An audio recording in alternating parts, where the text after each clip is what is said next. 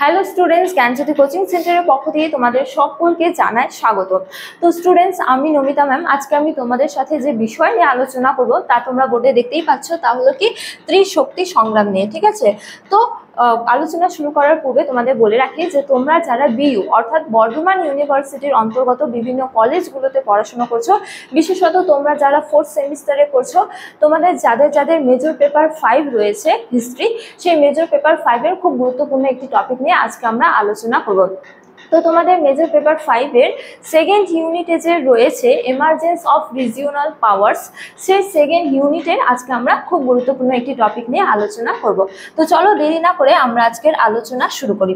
তো আলোচনা শুরু করার পূর্বে বলে রাখি, তোমরা যারা এখনো আমাদের চ্যানেলটিকে সাবস্ক্রাইব করোনি, তোমরা কিন্তু অবশ্যই চ্যানেলটিকে সাবস্ক্রাইব করে বেল আইকনে অল প্রেস করে দিও, যাতে পরবর্তী ভিডিওগুলো বা পরবর্তী যে কোনো তথ্য তোমাদের কাছে খুব সহজেই পৌঁছে যায়। তো চলো দেরি না করে আমরা আজকের আলোচনা শুরু করি। তো দেখো এখানে কি বলা হয়েছে, ত্রিশক্তি সংগ্রাম। ঠিক আছে, তো মানে কি? মানে বোঝাই যাচ্ছে তিন।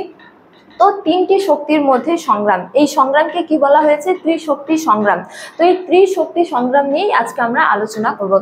ঠিক আছে, তিনটি শক্তির মধ্যে যে সংগ্রাম বেঁধেছিল অর্থাৎ ত্রিশক্তি সংগ্রাম নিয়ে। ঠিক আছে, তো সাধারণত আমরা কি দেখতে পারি, যে কোনো দুটি শক্তির মধ্যেই স্বাভাবিকভাবেই মানে দ্বন্দ্ব বেঁধে থাকে, কিন্তু এই যে সংগ্রাম, এই সংগ্রাম কিন্তু তিনটি শক্তির মধ্যে বেঁধেছিল। ঠিক আছে, যার জন্য এই সংগ্রামকে কি বলা হয়েছে? ত্রিশক্তি সংগ্রাম বলা হয়েছে। তো দেখো এক্ষেত্রে কি বলা যায়, এক্ষেত্রে বলা হয়েছে যে 647 খ্রিস্টাব্দে হর্ষবর্ধনের মৃত্যুর পর উত্তর ভারত তথা কনৌজের রাজনৈতিক ঐক্য বিনষ্ট হয়। তো এই সময় ভারতের বিভিন্ন স্থানে স্বাধীন রাষ্ট্রের উদ্ভব হয় এবং কি হয়, কনৌজকে কেন্দ্র করে বিভিন্ন শক্তি তাদের আধিপত্য বিস্তারে সচেষ্ট হয়েছিল।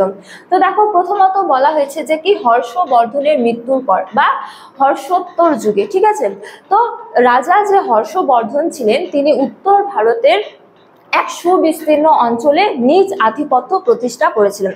অর্থাৎ উত্তর ভারতের এক সুবিস্তীর্ণ অঞ্চলে তিনি কিন্তু কেন্দ্রীয় শাসন ব্যবস্থা প্রতিষ্ঠা করতে সক্ষম হয়েছিলেন। তো বলা যায় যে গুপ্ত যুগের পরবর্তীকালে রাজা হর্ষবর্ধনই ভারতবর্ষে কেন্দ্রীয় শক্তির প্রতিষ্ঠা করেছিলেন। ঠিক আছে, তো হর্ষবর্ধন যখন মারা যান, তখন কি হয়, সমগ্র উত্তর ভারতে কেন্দ্রীয় শাসন ব্যবস্থার কি হয়, অবসান ঘটে এবং এর ফলে কি হয়, একাধিক স্বাধীন রাষ্ট্রের উদ্ভব হয়।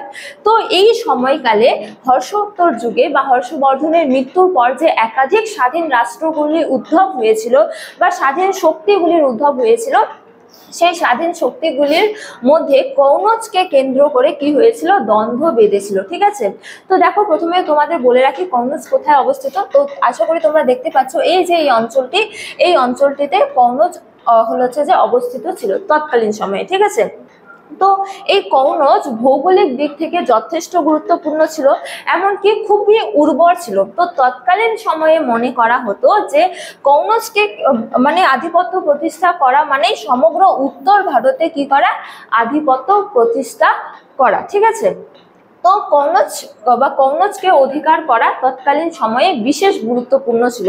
তো এই কনৌজে নিজ আধিপত্য প্রতিষ্ঠার জন্য তৎকালীন সময়ের বিভিন্ন যে স্বাধীন শক্তিগুলি ছিল, তাদের মধ্যে কি বেঁধেছিল, দ্বন্দ্ব বেঁধেছিল। ঠিক আছে, তো তৎকালীন সময়ে যে গুরুত্বপূর্ণ রাজনৈতিক শক্তিগুলি ছিল, তার মধ্যে তিনটি রাজনৈতিক শক্তি প্রধান ছিল।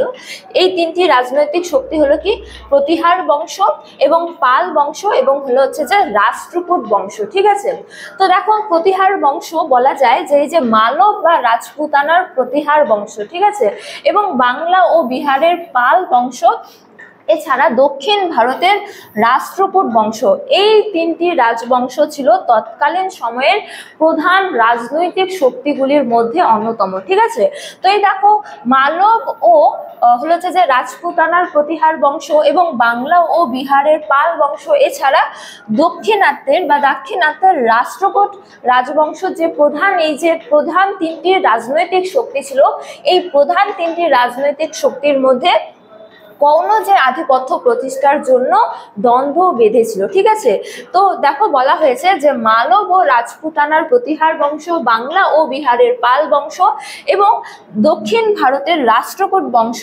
কনৌজকে কেন্দ্র করে প্রায় 200 বছর ধরে যুদ্ধে লিপ্ত ছিল। তো এই যুদ্ধ ইতিহাসে ত্রিশক্তি সংগ্রাম নামে খ্যাত। ঠিক আছে, তো তৎকালীন সময়ে কনৌজ কিন্তু বিশেষ গুরুত্বপূর্ণ ভৌগোলিক স্থান ছিল এবং কনৌজে আধিপত্য প্রতিষ্ঠার মানেই কি ছিল, সমগ্র উত্তর ভারতকে বা নিজ সাম্রাজ্যভুক্ত করা বা সমগ্র উত্তর ভারতেই আধিপত্য প্রতিষ্ঠা করা। তো এর জন্য তৎকালীন সময়ের প্রধান তিনটি যে শক্তি ছিল, পাল, এছাড়া প্রতিহার এবং কি রাষ্ট্রকূট রাজবংশ, এদের মধ্যে যে 200 বছর ধরে সংঘাত চলেছিল, এই সংঘাত বা এই যুদ্ধকে কি বলা হয়েছে, ত্রিশক্তি সংগ্রাম বলা হয়েছে। ঠিক আছে, তো দেখো 200 বছর ধরে যুদ্ধ চললেও শেষ পর্যন্ত এই যুদ্ধের কি ফল হয়েছিল, এবারে আমরা সে সম্পর্কে আলোচনা করব।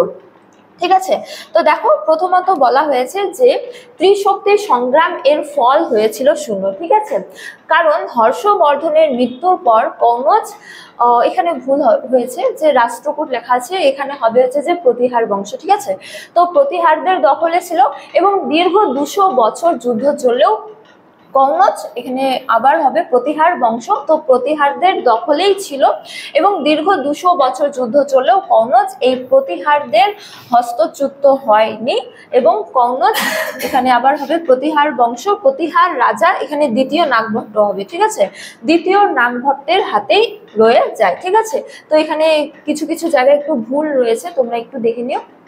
তো দেখো বলা হয়েছে এর ফল কি হয়েছিল, দীর্ঘ 200 বছর ধরে যুদ্ধ চললেও বলা হয়েছে যে কনৌজ তো ভৌগোলিক দিক থেকে গুরুত্বপূর্ণ ছিল এবং বলা হয়েছে যে হর্ষবর্ধনের মৃত্যুর পর কনৌজ কিন্তু প্রতিহারদের অধীনে ছিল। ঠিক আছে, এবং দীর্ঘ 200 বছর ধরে যুদ্ধ চললেও আমরা দেখতে পারি যে কনৌজে কখনো পাল রাজাদের, কখনো রাষ্ট্রকূট রাজাদের আধিপত্য কিন্তু প্রতিষ্ঠা হয়েছিল, কিন্তু তা কিন্তু কিছু সময়ের জন্যই প্রতিষ্ঠা হয়েছিল, কিন্তু শেষ পর্যন্ত বলা যায় এই যে কনৌজ, এই কনৌজ কিন্তু প্রতিহারদের অধীনেই ছিল এবং প্রতিহার রাজা দ্বিতীয় নাগভট্টের অধীনে ছিল। সুতরাং বলা যায় যে এই ত্রিশক্তি সংগ্রামের ফল হয়েছিল কি শূন্য, কেননা কনৌজ প্রাথমিক পর্বেও প্রতিহারদের অধীনে ছিল এবং শেষ পর্যন্তও কিন্তু কনৌজ প্রতিহারদের অধীনেই থেকে যায়। তো স্টুডেন্টস, এই ছিল আজকে আমার ত্রিশক্তি সংগ্রাম নিয়ে আলোচনা। তো আজকের ক্লাস এতটাই, তোমাদের সাথে দেখা হবে পরবর্তী ক্লাসে। ততক্ষণ তোমরা সকলেই ভালো থাকো, সুস্থ থাকো। Thank you.